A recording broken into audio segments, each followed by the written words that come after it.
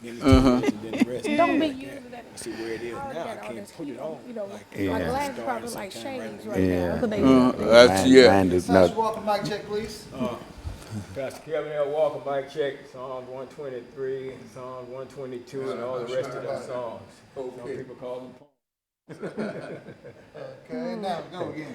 All right, 1, 2, 3, 4, mic check. Pastor Kevin L. Walker, Nashville, Tennessee. Last time I checked, that's who I was. Am I sounding all right? Gonna be quiet now. Lord is my shepherd. That's Dr. Haney there. I shall not want. He makes me lie down in green pastures and some other stuff he makes me do too. We're not going to talk about it. Are we good? Are we good? Are we good? Are we good? Is everything working out all right? Are we good? Are we good?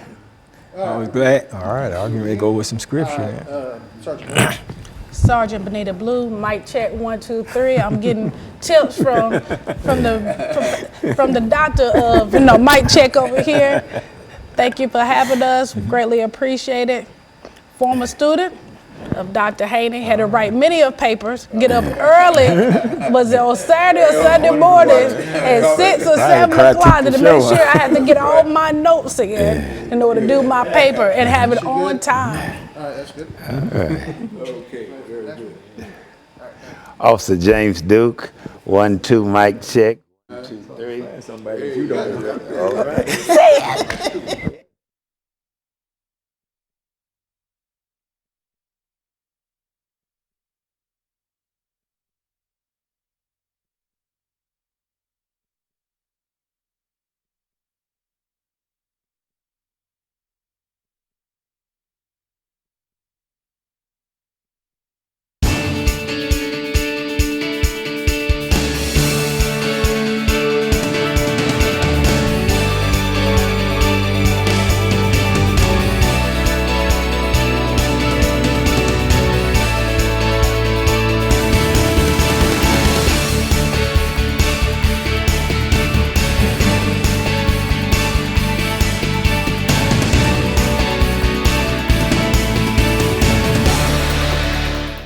Thank you and welcome to the show this morning.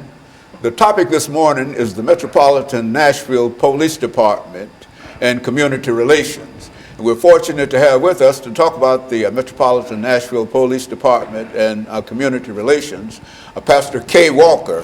And of course with Pastor KWalker is Miss Benita, Officer, Sergeant, really, Benita Blue, B-L-U-E. I think I've said that on many occasions, Miss Blue, when we had you as a student at Tennessee State University. And of course, Mr. James Duke has been with us earlier, and I think you are chaplain. I think Mr.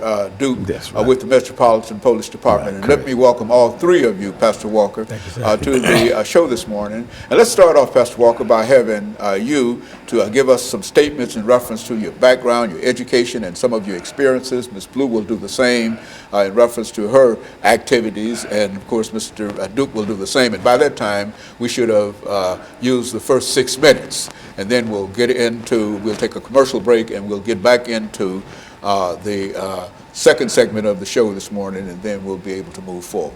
All right, Dr. Haney, as usual, let me first of all thank you for the opportunity to come on the show and talk about some issues that's very pertinent to us. And this is, to me, you always see it from one side or the other, but you have the Metro Police officers on the set, and also myself as not the voice of the community, but to speak to some of the concerns of the community. I think it's a unique situation here. My name is Pastor Kevin L. Walker. I was born right here in Nashville, Tennessee.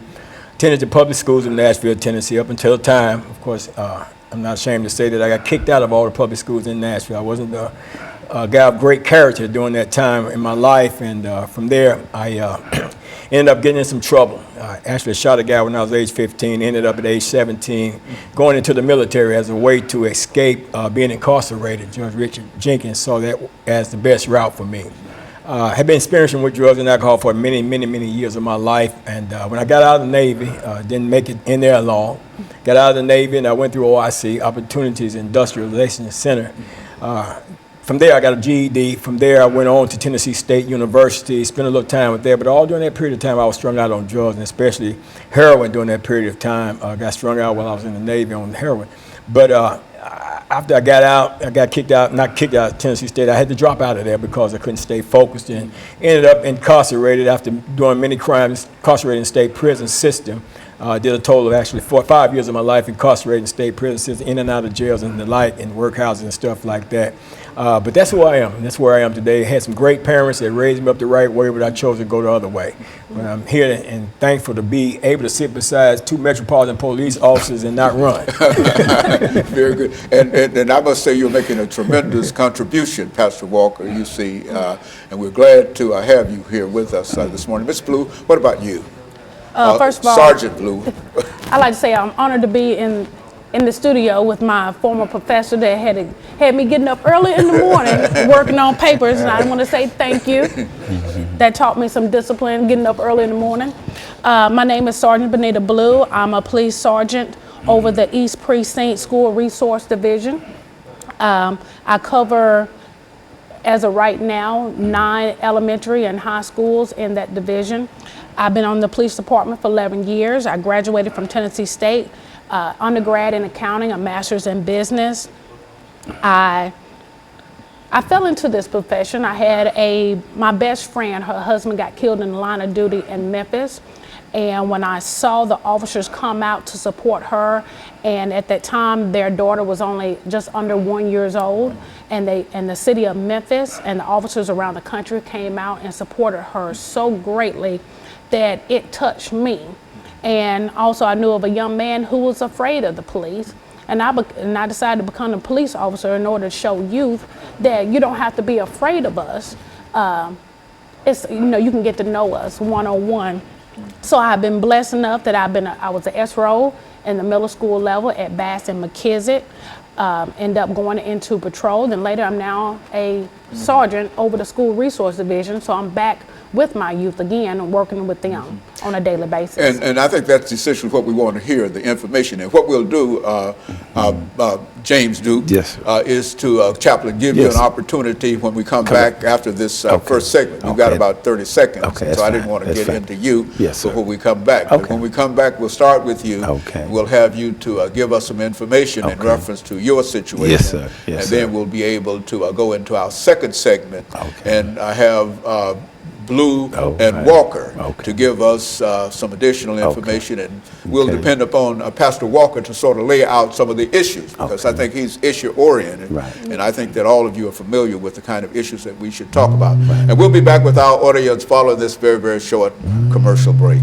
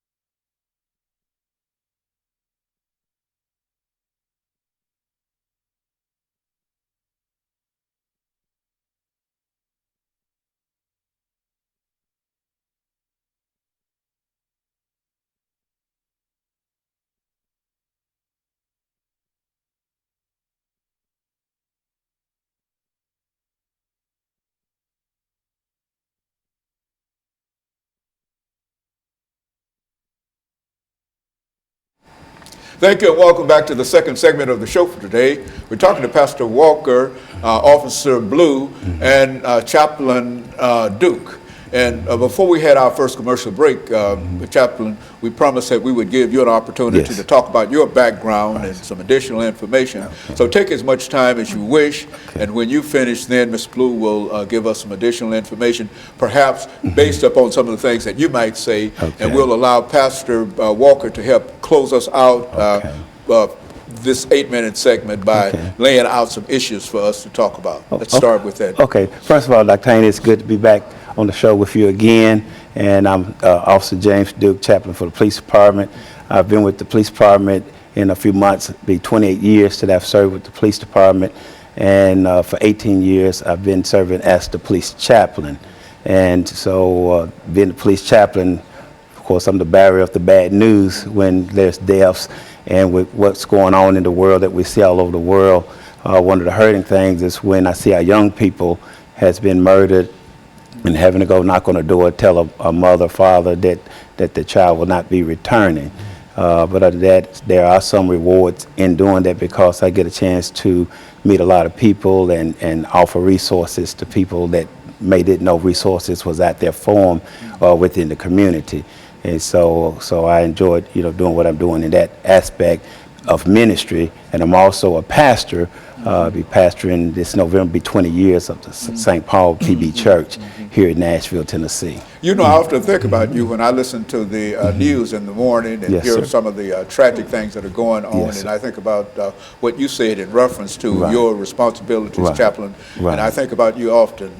Ms. Blue, what about you in terms of, do you find what you're doing to be challenging, and what could people do in order to assist you, excuse me, in doing what you do? For my job, as my children like to say in the school system, they want you to keep it on 100. They want you to be real with them. And I feel that if we can break down the barriers, even though you might be restrained about your title, or if you can just be yourself, and let your community and your children see you as being a human being and relate to someone one-on-one, of course the officer is going to have to do their job. But it does not mean you have to not be personable. And for me, if I'm personable with my kids, and I call them my kids because even though I did not give birth, I'm still responsible for them 8 hours a day, 5 days a week. And for me, if I'm personable with them, even if I just say, hello, how you doing? Do you need anything?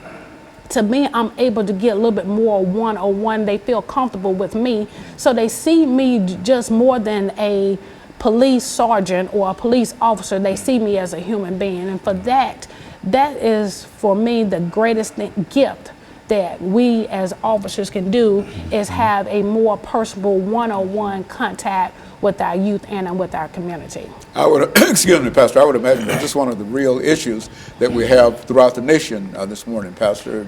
I would say when she was talking about, being personable, communication, especially in the African American community, I think there's a general feel that police departments, police all over the nation that don't communicate on a level that brings about a certain amount, a level of trust between the community and the police department. I think there needs to be better communication between the two, to make, and I have now I got to say that there was a time in my life that I had no regard, no respect for the police because I was a criminal. And of course, you try to stay away from the police as much as you could. And, but at the same time, I have a regard and I have a respect for the police and what they do because I understand today that they have a dangerous job, and I know that also there are bad police officers and that there are good police officers. And I think what the community is upset about in a lot of situations is that not so much that they're the bad that continue to do bad and they're not really punished for the bad they do, but at the same time you have the good police officers who are not standing up and not challenging the bad officers. So it sends a message maybe even distorting the message, and probably is distorted, that all police are bad, just because the good ones are not standing up against the bad ones. So you take a guy that runs out here, grabs a rifle, and goes out challenging and shooting at police officers and stuff like that. He's probably got a mentality that says all of them are bad, which of course is an error, but that's that mindset, that's that thought process. And I think that as the community and the police, if we get better communication, better relationship, I think we'll become better in solving crimes and everything like that, because people will be able to feel freely to talk with the police officers and not feel intimidated, but to know that, okay, you're my friend, I can communicate with you. And I met Pastor Duke through ministry, and I had a guy that wanted to turn himself in. He had been wanted for some crimes. He called me up and stuff. Ironically, it was the same guy that I helped get out of prison, helped get back in prison. But at the same time, I was able to call Chaplain Duke because I knew him, and we have a relationship, and was able to create that bond of trust between Chaplain Duke and the guy, that they were able to meet. Chaplain Duke met him, they conversed, they met him, and he was able to take him down there and turn himself in. And that's a great thing, because that communication was there, that trust was there. There was even of a sense of friendship there, in that situation. And some of the things I would like to hear from the officers is that how can we as a community put the officer at ease, because they got a job, man. I can imagine how hard it is walking up on the car you stop, and you got an individual in there, you don't know what's getting ready to go down, so your lives are in danger on a regular basis, and I know that, I'm not a police officer. And so what we'll do, Mr. Blue, Officer Blue, we're going to take a break in about a minute or so, but let me raise a question that dealing with resources. I think you indicated that you resource officer and et cetera. But do you think that if we could provide greater resources in our communities, not only to the police department, but resources that will allow for the maintenance of community centers and other activities that could draw these young people in, do you think that we might be able to cut down on some of the crime and some of the violence that we experience in all of these communities? Absolutely. In my opinion, you can be a doctor, a lawyer, a police officer, a preacher. You have to have a connection with your community. That is the foundation. We can all be trained in our profession, but if you don't have a real connection, there's a disconnect. And for me, you got to have a pride not only within yourself, but you got to have a pride within your country. Just like Nashville, for instance, you got to have a pride in Tennessee, you got to have a pride in Nashville, and you got to have a pride in your community. Get to know your resources in your area. I'm a vice president of National Black Police Officers Association. I work closely with the Tennessee Bikers Education Association, Metro Social Services. Okay, so what we'll do, we're going to take this final commercial break, and again, we're going to start with you, Chaplain, when we come back, and we'll be back with our audience following this very, very short commercial break.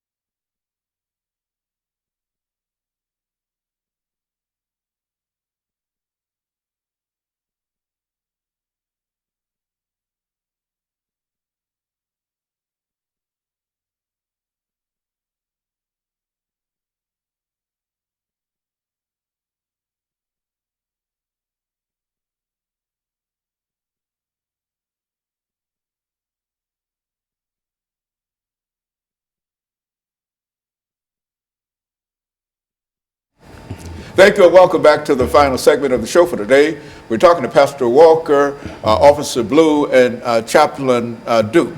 And Chaplain Duke, let us start with you by having you to talk about some of the issues that we face and that you face in the Metropolitan Police Department that might be mitigated if some of the people that you dealt with had a job or had some other kind of constructed from that perspective. Okay, first of all, perception can make or break anything. And a lot of times when it comes to law enforcement, the perception is more negative than positive. And so building relationships is very, very important between the police department and the community.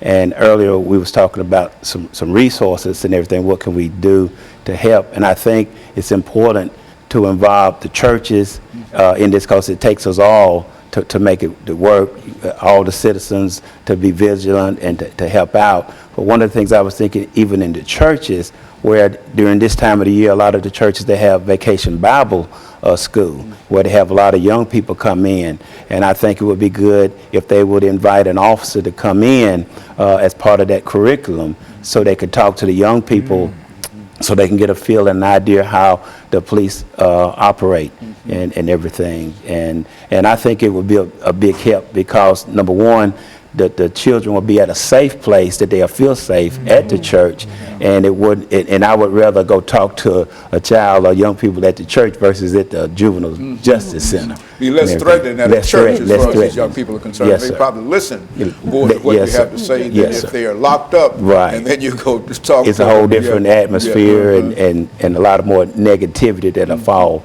in What that about you, environment. Officer Blue? Do you find that that some of the young people simply don't understand your responsibilities or their responsibilities, or what's the case with? I think a lot of times we base on what your job supposed to be about hearsay and also about social media. Yeah. So we need to get to know each other. That's right. And what some people do not realize, we have two great programs in the Metro Police Department. That's our Youth Services Division. They have a program that works with the whole entire family, and also with the great program that's ran mostly by school resource officers. There is a family component that we work with the whole entire family for 6 weeks. And there's also the component that we work with the youth in the 5th and 6th grade. So there are resources for the whole entire family in order to bring a better foundation, because without family and without communication, we will be lost on both sides. That's true. Pastor, in terms of trying to meet some of these needs, what would you suggest as what we ought to do? Well, you know, I just heard something that I wasn't aware of, and that was the programs through the Metropolitan Police Department. I've never heard of that either. And I was not aware of that, and I'm not sure how many other people out here that may be not aware of that. And then at the same time, you know, how many people will be willing to embrace that, knowing that, you know, if this is an avenue, if this is an outlet, you know, for growth and advancement and, you know, development of knowledge, then it's something that we should access, you know, as a people. And like I said, I didn't know that it existed. And, you know, I'm definitely going to be inquiring about it, checking into it, and finding out more about it, and trying to steer and direct some people in, find out what the criteria and the like is all about it, you know.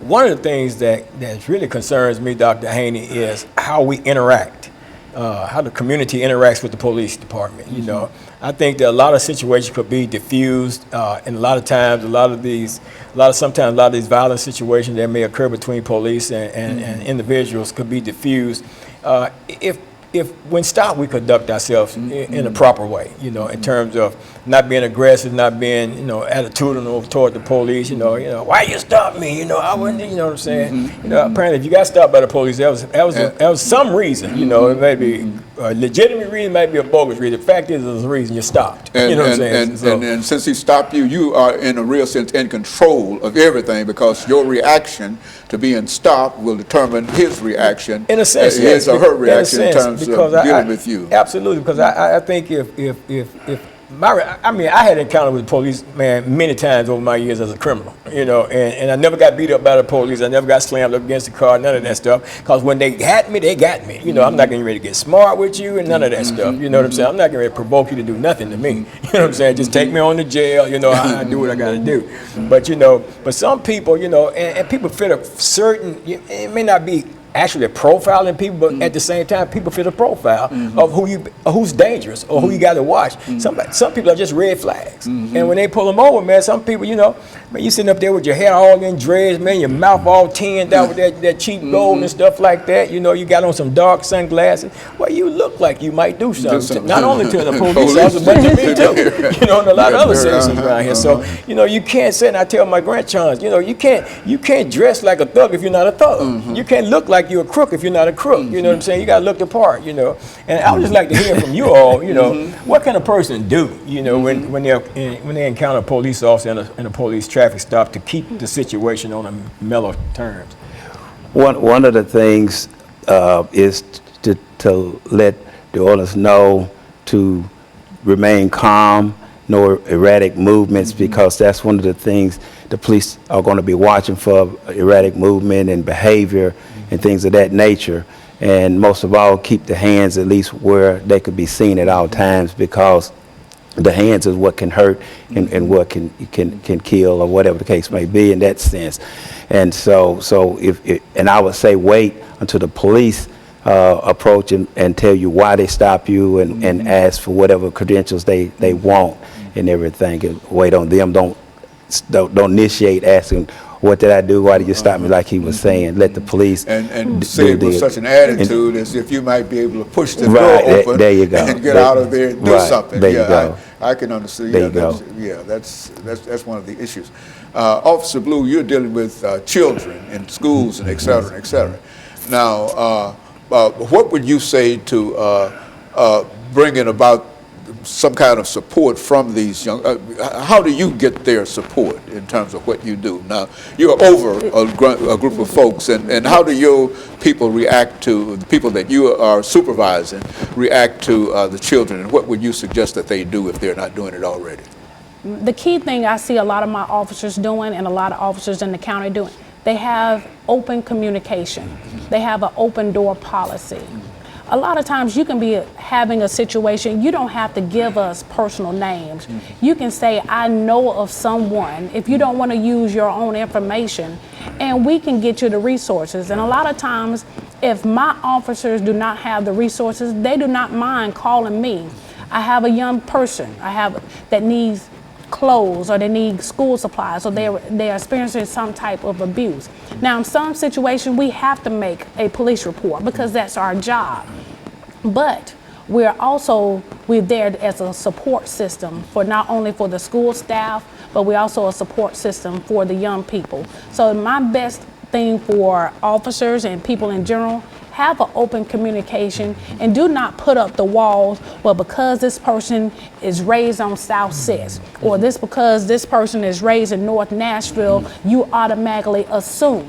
And we already know what assuming means, but you don't assume. You give that person a clean slate, how you want to be treated in life, and somebody give you a clean slate, and don't take the things that happened last year, last month. Give that person an equal opportunity. And once you break down those walls, they don't mind coming to you. And so I think over the last minute and a half that we have here, all of us can agree that there can be some kind of cooperation between the police department and citizens and et cetera, that will sort of diminish some of the violence that we find, and the best way to do that is to be able to start each of us saying to ourselves what we have to do, you see, and then what we do determine what